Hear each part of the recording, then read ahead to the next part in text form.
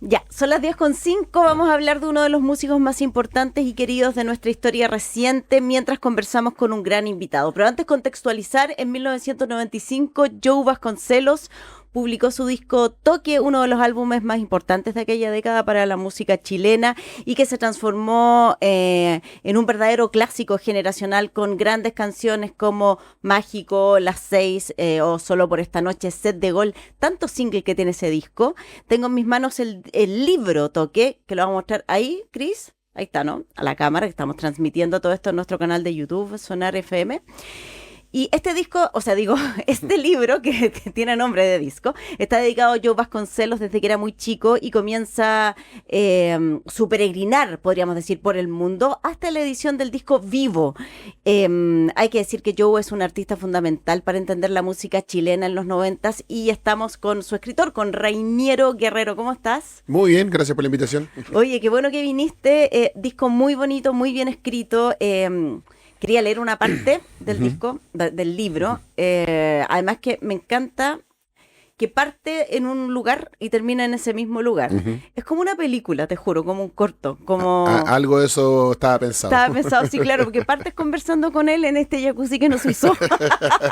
Eso es muy bueno. Sí, sí. Como estamos en un baño, hay un jacuzzi, y yo así como, ya, ok. Y que son las entrañas del Movistar, entonces hay como que hay unos lugares donde Sí, a lo mejor no todo el mundo conoce, claro. pero estaba bueno describirlo eso. Claro, esto fue después del show donde celebró Claro, los 30 años de Toque, el justamente. show de cierre de la El show celebración, de esa. cierre con Ujú. grandes invitados, súper bonito concierto por lo demás. Mira, dice esto.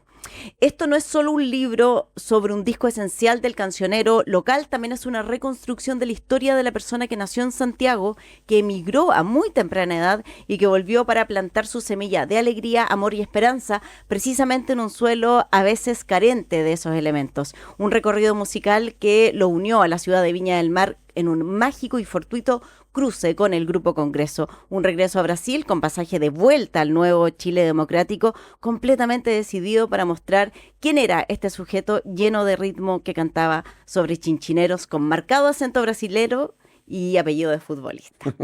Muy bonito esto como lo describes y además que esto me encanta esta frase, en un suelo a veces carente de elementos como la alegría, el amor y la esperanza. Es que Joe Vasconcelos de alguna manera era el hombre que trajo esos elementos en una escena noventera donde estaba muy marcada por el rock en sus diferentes vertientes, ¿no? Sí, Ya po. sea por el lado más rockabilly con los Tres, o el lado más New Wave con La Ley, o Lucibel, etcétera. Exacto. Eran como los elementos que predominaban. Y él era la diferencia, ¿no? Él marcaba esa diferencia que no solo lo venía haciendo con Toque, sino que lo venía haciendo desde que él regresa a Chile en 1990, 89-90, y ese recorrido hasta llegar a Toque incluye el Verde Cerca, pero Claro. incluye mucha tocata, ya sea en el Café del Cerro, Sí. en la Maestra Vida, luego llegar a la Batuta. Pero él era la fiesta, ¿no? Él era la batucada, él era este ritmo que venía de afuera. Entonces él siempre marcó esa diferencia en comparación a lo que pasaba en la escena chilena de los 90, que insisto, estaba muy marcada por lo que eran las bandas de rock, ¿no? Claro, y en 1995, un año donde se publicaron grandes discos chilenos, Totalmente. de Lucibel, de los Tres, de La Ley, de Los Fiscales, estaba pensando Los Los Tetas, Jaiba, la Javiera Los Jaivas. No, Parra, muchos discos chilenos salió. Bambú. Bambú. Sí, Mamá, yo exacto, quiero. sí, sí, sí. Bueno, esto nació inicialmente como investigación de esos discos, ¿cierto? Sí. Y luego dijiste, no, me voy a enfocar mejor en Toque. No me daba el tiempo, efectivamente, porque Sí, po. era un proyecto que originalmente yo lo partí hace mucho tiempo atrás, pero entre trabajo no pude seguir avanzándolo y cuando me decidí entendí que ya era muy difícil pensando en que si se cerraban 10 discos, por ejemplo, los 10 más importantes iban a necesitar 15 entrevistas por disco, ya se me hacía imposible.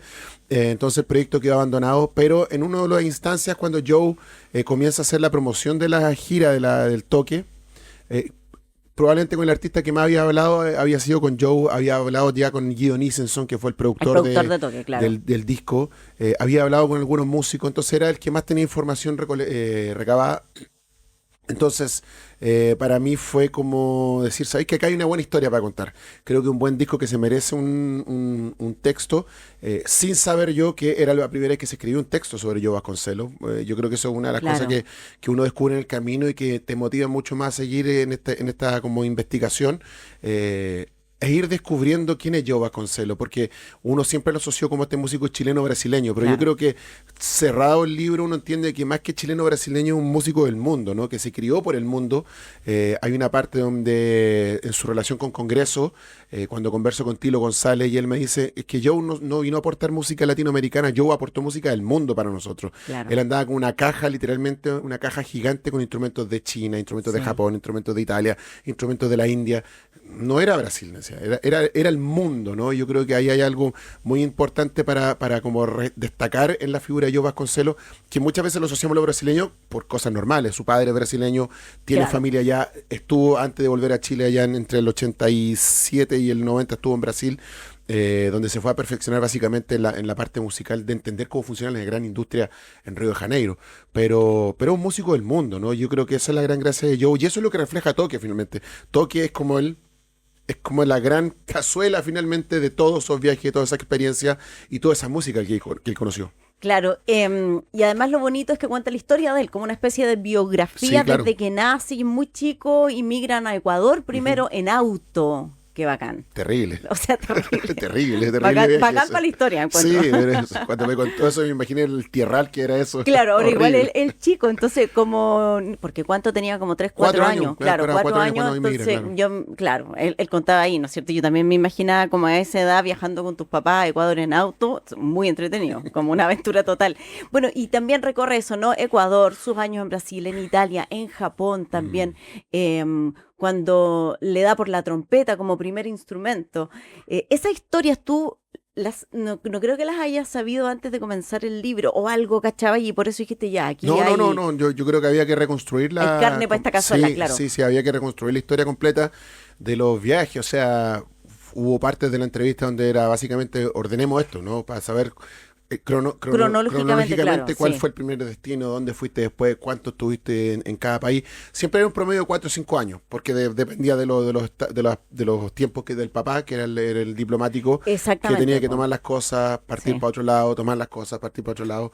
Eh, y yo en un minuto me dice eso, ese era como el signo inequívoco. Estábamos en la casa, vivíamos todos bien y de repente cuando llegaba a la casa y estaban ya envolviendo Ah, los tú ya, jarrones, claro. decía Sí, po. ya, llegó la hora de partir.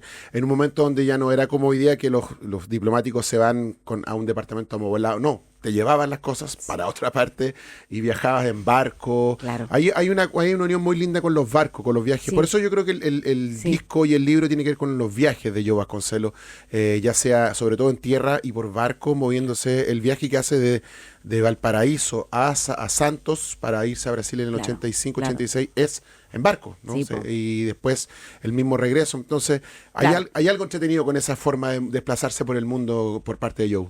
Oye, qué entretenido. De verdad, el libro está muy bien escrito, es bonito, es como romántico, le explicaba, le comentaba a Reinero, en el amplio sentido de la palabra, ¿no? Como de los viajes y ese, como el guerrero, no sé, el viaje de este guerrero que va y vuelve, el guerrero de la música. Vamos a seguir conversando con Reinero Guerrero, justamente, sobre el disco Toque, y vamos a escuchar una de las favoritas de los estadios y las celebraciones deportivas chilenas. También hay una parte dedicada, y por eso me detengo aquí, a las canciones. Entonces tú haces como una especie de, no sé si análisis es la palabra. Descripción, O es más descriptivo, sí. Sí, como una descripción, Sí. ¿cierto? Set de gol, que es, Reinero pone algo así como la mezcla argentina, chilena, brasileña. Tenía que dar vida a una canción futbolera, un reflejo perfecto del nuevo ídolo nacional de la década. El futbolista, el que se compraba autos y salía con las modelos, porque plata antes nunca tuvo. No, bueno, buenísimo. Sigue más también ahí para que lo adquieran. Vamos a escuchar Set de gol de Joe Vasconcelos aquí en Sonar Noventas. Y estamos conversando con Reinero Guerrero, el escritor detrás de Toque, el libro, una especie de biografía de Joe Vasconcelos de sus primeros años de vida hasta la publicación de Vivo, en realidad, que es el disco como en vivo de Toque. Y lo que hablábamos fuera de micrófono, ¿no? Que me decía eso, que el Vivo fue el que hizo Zapata, como una explosión en reversa. Vivo fue un fenómeno. Vivo fue Claro. un fenómeno radial en Sí. 1999. Venía las versiones en vivo de Mágico, la versión en vivo de Huellas. la versión en vivo de La Joya del Pacífico, que fue esa otra gran canción apoyada por una teleserie, Sí. que hizo que estallara el disco para cuando llegó Viña del Mar en el año 2000, ya había vendido 125.000, 130.000 copias, el disco más, uno de los discos más vendidos en Chile y el más vendido en la carrera. Entonces eso hizo que para atrás empezara a redescubrirse y a revender también el toque, transformación, ver de cerca. O sea, todos sus discos para atrás. Esto es solo una canción que fue el primer disco que se graba en Brasil, se edita en Chile. Pero claro, el vivo generó todo ese efecto rebote hacia atrás. Claro. Oye, y bueno, y lo que hablábamos del Festival de Viña, que fue la patada ese año, el 2000. 2000, claro, sí. claro, y que ya explotó todo. Oye, ¿qué hace, crees tú, después de 30 años, que Toque igual siga sonando vigente, ¿no? Como que ha envejecido bien, y más que bien, suena como muy... O sea, Set de Golf puede sonar perfectamente ahora. Totalmente. Yo creo que en parte tiene que ver por... lo que se habla ahí con Joe, con Guido Nissenson, con César, su manager, los músicos, es que el disco se grabó de una manera que no se había grabado pocas veces en Chile, ¿no? Yo creo que ahí la influencia de Guido, como ingeniero argentino que venía a grabar a Los Pericos, sí, o venía de una industria mucho más desarrollada que la nuestra, había estado grabando con Fiscal el Traga, claro. Había sido asistente de La Espada de la Pared con Mario Breuer. Entonces, ahí un poco lo que cuenta también Joaquín García, que fue el ingeniero de grabación, es que cuando se encargó este trabajo, se hizo todo un mes previo en la batuta de preproducción, donde se ensayaron las canciones, donde se llegó lo más ajustado posible, y después al momento de entrar al estudio, se usó el estudio como nunca se había usado, se conectaron todos los canales, claro. Se interconectaron salas de sonido. Entonces, ¿por qué? Porque el encargo era en grande, porque Joe, si bien pertenecía a este proyecto llamado el Nuevo Rock Nacional de la EMI de 1995, sí. Él igual venía con un tratamiento diferente. Él era un músico que ya había estado en congreso, claro. Era un músico que era mayor, no era un novato. Entonces, los recursos que se invirtieron, como pocas veces se ha hecho en la industria chilena, se notan. Es un disco que está grabado de forma muy profesional, como te digo, donde todo, no se dejó nada al azar. Claro. Joaquín García lo hizo en un minuto cuando Guido le dice conecta todo. Microfonea todo lo que se tenga que microfonear. Sí. Si es necesario colocar un micrófono en el baño, se coloca, pero tenemos que capturar este disco como sea para que se note la grandeza de lo que era el sonido de Joe en vivo, porque todo el mundo hablaba de eso, de que Joe en vivo era una fiesta, era una batucada, exacto. Era increíble, era un carnaval, pero eso había que plasmarlo en el estudio bajo incluso las presiones del mismo sello a través de Carlos Fonseca, que era el AIR de la firma, sí. Pero que le habían encargado que desbrasilerizaran un poco a Joe, claro, que no fuera tan brasileño, para transformarlo en una suerte de cantante latino, como muchos cantantes latinos que había en ese minuto, que era la moda. Sin embargo, eso no llegó a pasar porque la esencia de Joe era esa, ¿no? Era justamente su banda, él con una banda tocando, siendo un todo. Yo creo que eso me parece. Y siempre las canciones finalmente van a trascender en el tiempo, claro. si son buenas o son malas, las canciones se defienden solas, sí. Y en ese sentido las canciones de Joe Vasconcelos, mayormente en este disco, casi todas te diría, son todas muy buenas canciones, y tiene fenómenos interesantes. La cumbia a las 6 es sin duda alguna un momento también clave para entender hoy día la gran industria de la cumbia, claro. De las bandas que existen, ¿no? Así como la cueca, Frutillas, sí. También es un momento. Sí. Yo creo que hay guiños a la chilenidad y a lo popular en este disco, que por eso digo que es mucho más que un músico chileno brasileño. Yo creo que un músico chileno del mundo universal. Sí. Oye, ¿y hay alguna canción que para ti haya cambiado de significado después de investigar la vida de Joe y el disco? Uy, yo creo que las 6, es una canción que tiene una marca diferente. Ahí está. Macaseli, rápida no, total. De la esperilla. Ya, sí, a las 6 dices tú. Es que yo creo que esta canción hoy día es un himno. Hoy día yo creo que es un himno. Hoy día es un indiscutido. O sea, infaltable en matrimonio, en todos lados, claro. Pero en ese minuto, en el 95, si bien no tuvo difusión, pero igual era raro todavía. Todavía era raro. Que suene una cumbia en el FM, Que decís tú, por ejemplo, cumbia, ¿no? que sonara una cumbia en el FM, que hubiera una cumbia a la chilena, porque es cumbia chilena, Sí, sí. aprendida por músicos brasileños mirando televisión, y ahí se destaca la influencia, lo dicen los hermanos Silva, de ver a Pato Salazar tocando la batería en el Festival de la Una, y decir, yo aprendí mirándolo a él, porque cumbia no sabía tocar, decía. Claro. Yo creo que esa canción cambió completamente porque, insisto, hace 30 años atrás no era como que alguien grabara una cumbia y la metiera en un disco pop, digamos, ¿no? Y hoy día es un clásico. Exacto. Y yo creo que es el punto de partida junto con Macondo de los Sexualdemocracia. Me parece que son dos puntos de partida importantes para entender hoy día a la Combo Tortuga, a Chico Trujillo y a toda esta gran cantidad de orquestas de cumbia que se basan obviamente por la gran tradición de Tommy Rey, la Sonora Palacio. Pero había que hacer el paso justamente hacia lo popular, hacia la masificación, a la transversalización, y eso lo hace Joe Vasconcelos. De todas maneras, sí. Claro, qué buena respuesta. Oye, ¿y quién es Joe para ti hoy? Yo creo que Joe Vasconcelos es uno de los músicos más relevantes e importantes de nuestra música, no solo por su trabajo como solista, no solo por este disco. Yo creo que su capítulo en Congreso también es un capítulo. Hijo del Sol Luminoso, es como lo que brilla, tal como el título, ¿no? Y yo creo que también eso habla de una genialidad escondida que no se busca, ¿no? Que tampoco se grita. O sea, un chico de 22 años que compone una canción como esa. La cagó. Que se la regala a la banda, ¿no? Como se pasó. Sí, claro, y la banda la entiende de esa manera. Sí. Y se transforma en un clásico. Yo creo que el aporte de Joe a la música, ya sea desde Congreso o su carrera solista, hablan de la generosidad, me parece a mí, desde netamente musical, desde el compartir, desde entregar, insisto, algo de alegría, algo de esperanza, algo de diferente, ¿no? A lo que nos... hay como una línea editorial chilena, ¿no? Que tiene con algo más intrincado, mucho más complejo. Y yo creo que no tiene que ver con Brasil, tiene que ver con el mundo. Una persona que recorrió el mundo, que conoció Italia, que conoció Japón, que conoció Ecuador, que viajó por Europa, obviamente tiene una cabeza distinta. Y que siempre su pie estuvo en Chile. O sea, siempre él quiso volver a Chile, siempre sintió que acá era la cosa, incluso habiendo podido desarrollar su carrera en Brasil o en Italia. Totalmente, claro. Entonces yo creo que la generosidad es un concepto que abarca mucho a este músico que hoy día yo lo siento como un músico, insisto, muy chileno, que decidió ser muy chileno, pero que representa mucho de la americanidad, si se quiere, ¿no? Y de la universalidad. Claro, y no solo recorrió esos países, sino que vivió ahí también, ¿no? Se Totalmente. impregnó más de la cultura. Oye, ya, toque el libro escrito por Reiniero Guerrero sobre Joe Vasconcelos.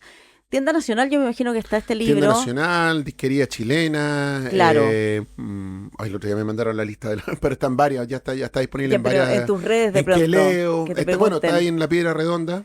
Claro, en la editorial. La editorial La Piedra Redonda, toda la información. Esto pertenece a la colección Disco Rayado. Exacto. Que es el capítulo número 10. Se han escrito varios discos, varios libros, son 10, de diferente enfoque. Cada uno le toma el enfoque que quiere. En mi caso fue una crónica periodística, casi cronológica, pero que efectivamente tiene este arco que parte en este concierto de cierre. Hacemos el recorrido y llegamos a ese mismo lugar. Exacto. Un poco lo hice pensando en la película Bohemian Rhapsody. Que parte de esa forma. ¿Verdad? Parte verdad. Con Freddie Mercury. Yo te preguntaba al principio eso. Pronto a irse al concierto de Live Aid y hacen el recorrido y terminan en el Live. Entonces tenía un poquito esa idea cuando estábamos ahí en el Movistar. Dije, esta sería una buena forma de hacer este relato. Así que se cumplió, parece. Se logró, absolutamente. Gracias por venir a conversar conmigo. Un gusto, gracias por la invitación. Oye, y vamos a escuchar otra canción del toque, Solo por esta noche.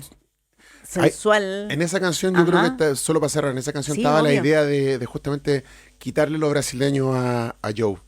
Este es un blues rock medio sensual, con algunos toques latinos, y por eso fue el primer sencillo del disco, porque la idea era como que no fuera tan brasileño. Igual no es para nada cantante latino como el que uno tiene en la cabeza. No, totalmente, pero mucho más rock soul, claro. La idea de, como te digo, de Carlos Fonseca, que en paz descanse, era como que ojalá fuera un crooner casi, como un cantante latino, como un Juanes, ¿no? Sí. Esa era la idea del sello con Joe Vasconcelos en un principio, pero obviamente no, esa idea no iba para ningún lado. Vamos a escuchar entonces, Solo por esta noche, Joe Vasconcelos. Gracias, Reiner, una vez más. Chao.